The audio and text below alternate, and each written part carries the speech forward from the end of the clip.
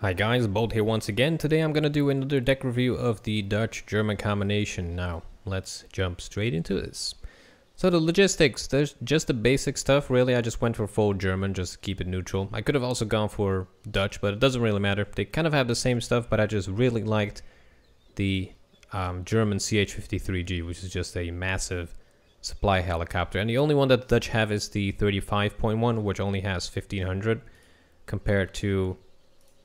Actually, it has the same amount. But yeah, still, this one is bigger or stronger and faster. So that's why I kind of went with this, I guess, now that I think of it. But yeah, all German, only one card of commands. And I could also go for the UAZs if I need some more of them. So this is just a placeholder, really. I just usually go for this if I just play Destruction. But if I'm going 1v1 Conquest, I'll probably go for like an Iltis Toe or a basic UAZ if I have those. Doesn't look like I do, so I would just go for this guy instead. Then the infantry. I already talked about the Dutch ones. I have the Corps Marinier UH-14 in Corps Marinier basic ones in helicopters in UH-14, the Corps Marinier 95 in the LVT-4, the Stoottrooper 95 in the AMX PR-1 or PRI, and then we have some German guys to support all of these with their heavy transports. The Marder 2 obviously with that 50 mil. And the Panzergrenadier 90 and the Marder 1. And I kind of like to use these Panzergrenadiers in towns or in forests because of their very extremely good RPG, the Panzerfaust. And the same goes for the Panzergrenadier 90. And both of these cards, by the way, they have the best of the best AT.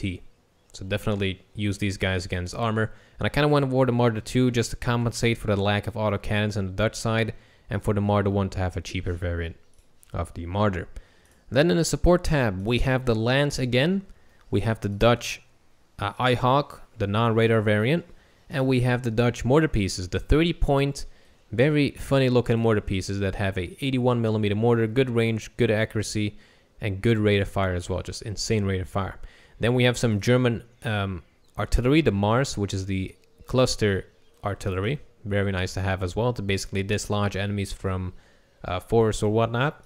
And we have the Flak Panzer A2, which is kind of like the same as the Dutch one, the Cheetah, but it has a stabilizer and it has those stingers for only 10 points extra. Now, if you want some more in one card, I would probably recommend this one, the 45.1. You could just get 9 trained in one card. Very nice to have. But I just went for this guy to have those stingers as well. Just turn off the main gun and use those stingers. Actually, did we go through all of them? Yes, we did. So in the tank section, all German. I could have gone for the... Actually, yeah, why don't I not go for this? There's probably a good reason for it. Because of the availability. There you go. So we have 8 KPZ-70 Kylers because of the autocannon. Perfect tank to use in forests or to basically support your infantry on the edge of the town. Because of that autocannon, good main cannon as well, 50% accuracy, 15 AP, and 10 rounds per minute, so very nice to use. Then we have the Leopard 2A1, slightly better tank, 65% accuracy, 18 AP, and 16 front armor. Then we have the more advanced 2A4, 19 front, 65 accuracy, 19 AP. Then we have the Beast of the Beast, the 2A5, which is, well, you don't really need words for this bad boy.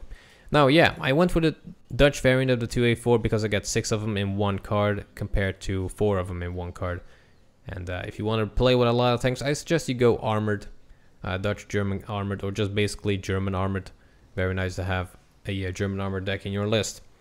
So that is it for all of the tanks in the recon tab. Again, the Leopard 1V, very nice recon tank. The Dutch recon infantry, 10 squad or 10 strength elite recon infantry, very nice to have on the battlefield as well. They do a lot of damage up close against any infantry as well.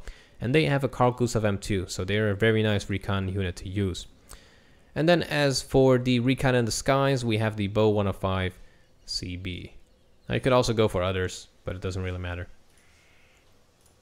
In the heli tab, just like in my Dutch deck, I have the AH-64 TD and the Escort, but because we have the Germans, we have the Bo 105 BSH for the infrared missiles in the skies. Very nice to have these in the start when you're doing a helicopter push. You will have some sort of way to defend against enemy helicopter rushes in the start.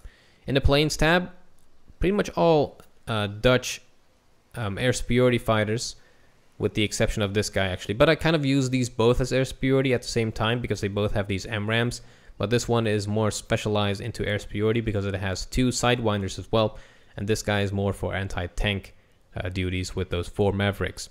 As for the bombing, I have the Tornado IDS because of the 1,000 km/h exceptional air detection, 30% ECM. Now, if you compare it to the Dutch variant, let's see where that is. This one, it only has 20% ECM. So this guy's a little bit better and has a better chance of escaping.